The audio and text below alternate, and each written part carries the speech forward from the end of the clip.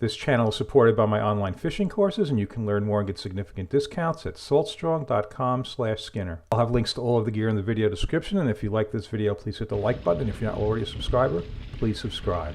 Okay, what is going on here? Yep, I've got a new kayak, and it is a motorized kayak, an Old Town Sportsman Autopilot 120.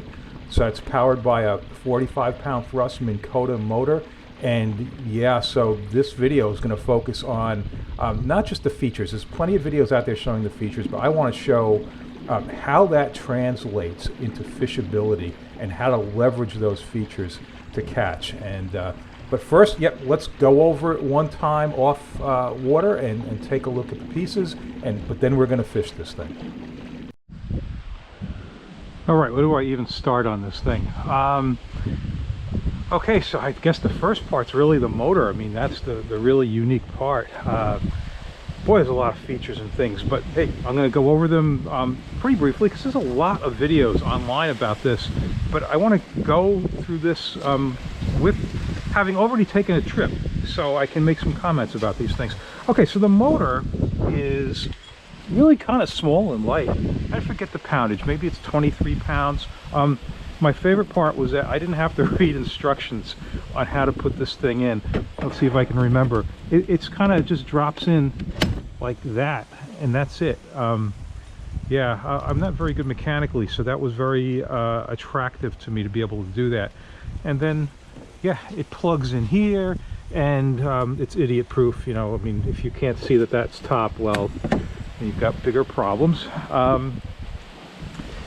Okay, working backwards, I suppose. All right, this is where your battery goes, and yeah, battery's not included, as they say. And if you buy a lithium, which I strongly recommend, you're going to wish the batteries were included. Yeah, so the key is you can put a Group 27 lead battery in here, which would be like 62 pounds, or you can get a 25-pound lithium ion, and goes this way, and it's a better battery. If you look at how these things discharge, these are better than the lead batteries, but the key here is they're much lighter. Yeah, here's the connections, here's the other, you know, when the battery's in there, this goes here, and again, another plug plugs in here. That's it, you're done. So they make that real simple. No, they make a lot of things real simple. I mean, there's a lot of thought went into this. All right, so let's, you know, if we had a battery in there. So I guess the next thing to look at is the seat. And yeah, I should straighten these straps out, but this is good enough for this demonstration.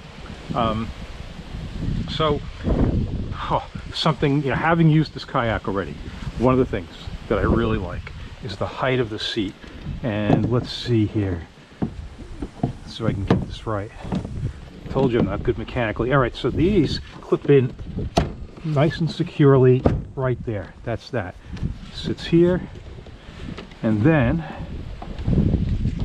comes in like this, and you're done.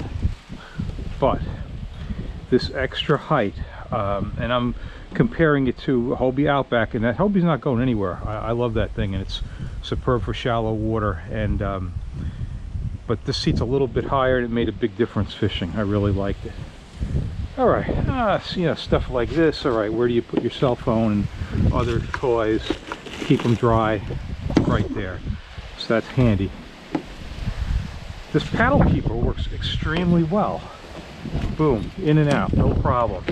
Actually, you almost don't have to use this, but I suppose you should. Paddle not included. Okay, what else we got here? All right, a big thing here. This rudder. I looked at this rudder, I was like, wow, this thing is big. All right, so to deploy it, it's simply this. But the rudder is extremely effective, made a big difference on the water, and you're gonna get to see that when I fish it. I really appreciated that rudder. It's blowing like crazy here, so I'm not really set up for this. All right. And, all right, so there's your foot pedals. They're very easily adjustable. Okay, deploying the motor, we're going to show on the water.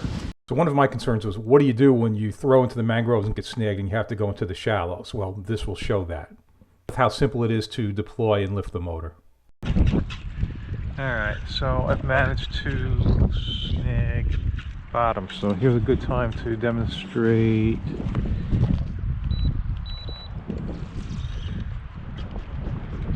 Picking up the motor, because I'm going to have to do that. It's really shallow here. All I do is go like this, and up we go. What the heck am I stuck on? Oh, look at that. Alright, this is like made. Ah, perfect. Okay, so it was like sticking right up. It was perfect. Okay, hold on.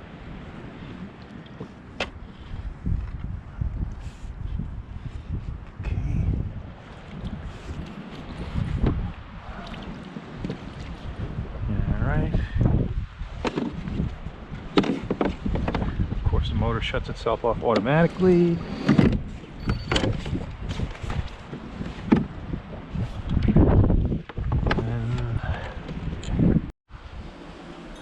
All right, now here's something that's really important to me. You know, you have to be able to move these things around. Yeah, it's easy to create a kayak that's got, you know, a lot of stability and all of these features, but you need to transport it somehow. I mean, it's a kayak, it's supposed to be portable. So my first reaction was, oh my goodness, where do I grab onto? There's really nowhere to grab onto with this thing, was my first impression. Come on, read the instructions.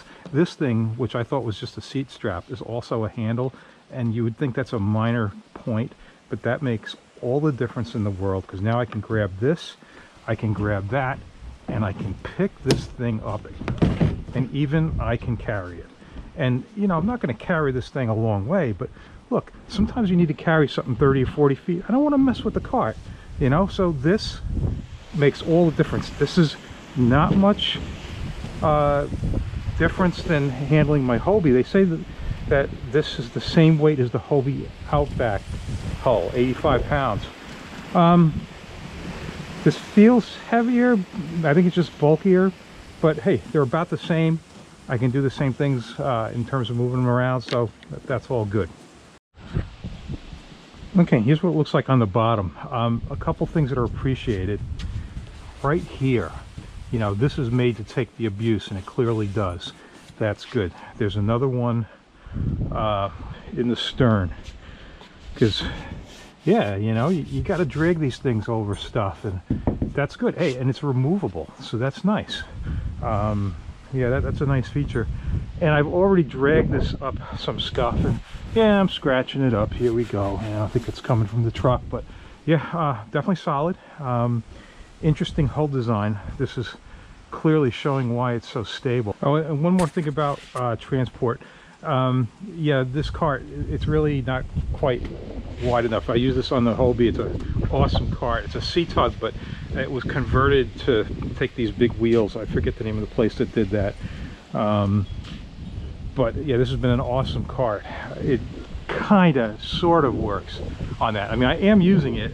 It just takes some effort. So I need to get a wider cart, and they do make some wider carts out there. I'll have to poke around and see what I'm going to get. All right, so I'm going to be casting along the mangroves and going up into the current, into this wind. Now, what I learned, or at least what works best for me, is I keep the motor straight most of the time, and then I use my feet to steer and meander along the mangroves, and that works out just beautifully. You can see I can, you know, change my direction. I can turn fairly sharp doing this. If you want to like spin on a dime, you can turn the motor, but you know, rarely do you really need to do something like that. So I set the speed low, and we'll take a look at that remote. It's very simple, you know, left, right, faster, slower, that kind of thing. And there's speed from 1 to 10. This kind of condition, I'm setting it like 2.5 or 3, and just quietly going up into the current, into the wind, and then that big rudder does a beautiful job of controlling the trajectory.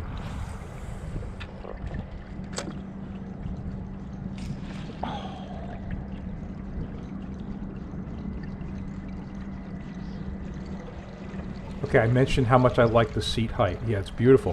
What I didn't mention was that you can set it lower. There are 2 height settings. For sure, I'm going to want it higher, and that's what I have it set at. And yeah, that little extra height makes a difference. And I'll tell you where it really helps is when I first put this in the water, and I didn't get this on video, but because you're already kind of sitting like you're sitting in a chair, it's very easy to stand up. And since this thing is so wide, it's got that big deck. It's very well suited for standing. So at some point, when I fish some shallower waters that aren't as cold as these are, yeah, I'm going to do some stand-up fishing out of this for sure. Okay, I mentioned the lithium-ion battery. The cost on that is the downside. The battery with the charger was $666. Yes, truly an evil number. That was with tax, shipping, and handling. I found a 10% coupon online. But yeah, they're not cheap, but they are definitely the appropriate power source for these kayaks. Now for battery life, nobody's going to run it this way, but if you ran it at 10 full out, on the 100 amp hour battery that I have, it would last for about 2 hours. That's not really how people fish.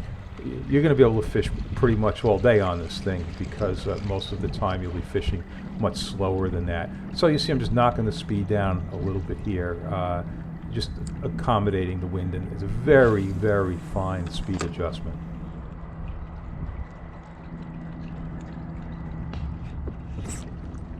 Come on.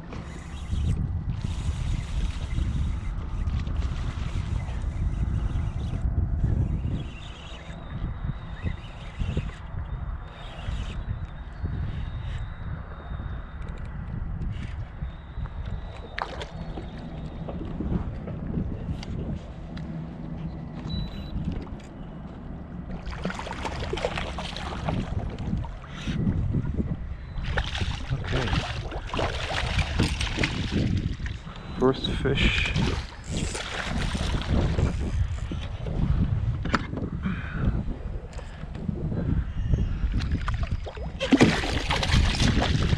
First fish in motor yak. Not terrible. Alright, spot locking. So I just hit the spot lock so I can just hold my position while I unhook this fish. And there's the remote. Most of the buttons are right there that you're going to use. Pretty much on, off, left, right, faster, slower. The spot lock to hold the position. Autopilot, so you can hold a track. There are more complicated features where you can select a bunch of points, save that track, and then run through it automatically. There's all kinds of things you can do with this. But just to get off the ground, very simple to use. And the remote display shows your speed, as in 1 through 10, also miles per hour, time of day, a bunch of useful features on there.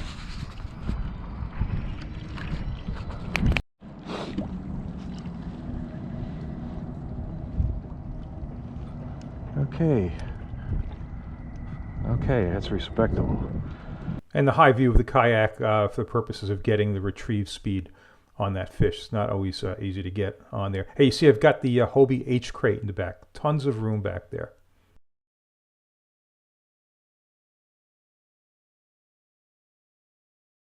Okay, just ahead of that H crate, so between the H crate and where I'm sitting, there's 2 scupper holes there.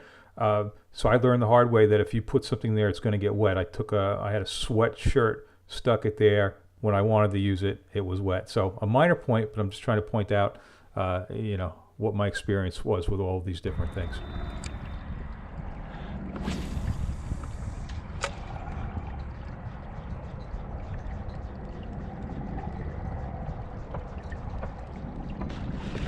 Oh, that was a big snook. Okay, so far I've been fishing it by traveling along the mangroves with the motor running. Now I'm drifting back, and this is a little, you get a little different presentation depending on what you're doing, because when you're motoring up like that, you need to be leading where you are. You need to be leading that cast, lead the current, so you're casting up current, and in this case up breeze a little bit, whereas here I'm just drifting with it, but I've got that motor turned 180 degrees, so it's basically in the reverse position. And going to reverse was no big deal. You spin the motor 180 degrees, it takes like a second, and what I do is drifting, because I've got a little bit of a breeze pushing me in, I've got that motor, see I just hit the button and you see the prop wash there. I've got the thing set on like 3 and I keep it in reverse and I just push it briefly and it just kicks me out just a little bit, nice and quietly. And ideally I want to be perpendicular to the mangroves like this, so I'm facing right at the mangroves casting. You know, when you're in a boat, it's a little easier because you can turn your body any way you want. You can't really do that in a kayak. This is where that big rudder came in, because it gave me the ability to very effectively maintain this perpendicular position to the mangroves, because it gave a lot of control.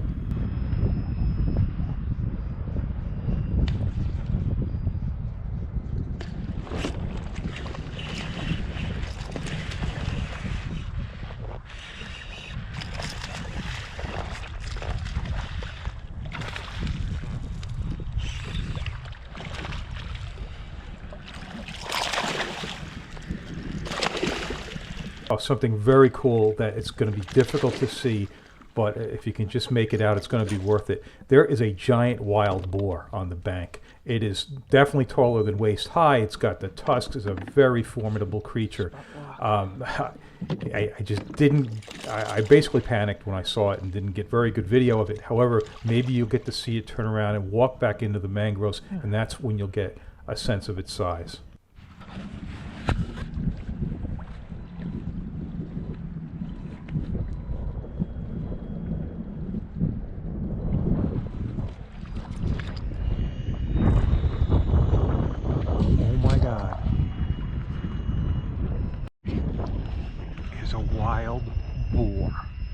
A wild boar. Holy crap.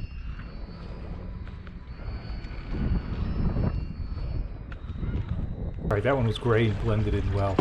We're going to see a baby boar, and it's going to be jet black. What was a baby boar?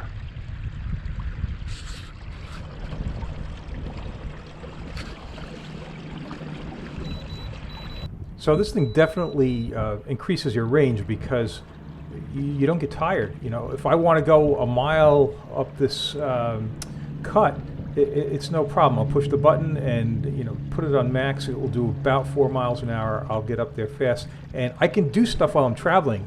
You know, that's another big thing. If you need to retie rigs or sharpen hooks, whatever it is, you can do that while you're traveling. But yeah, the big thing is, you know, you're not expending any energy, so you're not wearing out. So boy, you can really cover some water. On the other hand, you have to wear more clothes because you're not working. I was cold this trip because I didn't anticipate that the lack of pedaling would make me colder.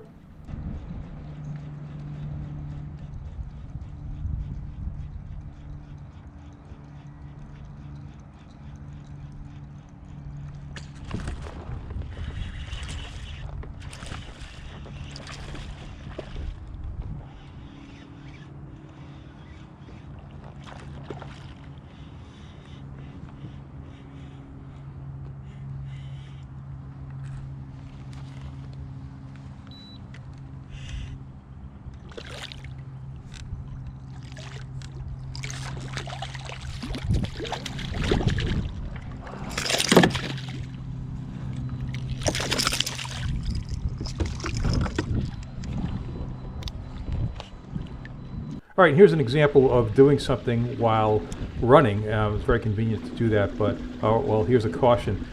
Take a look at that brown bucktail laying on the deck. It's got a leader attached to it. I'm going to move it over in a minute and watch what happens. Oops.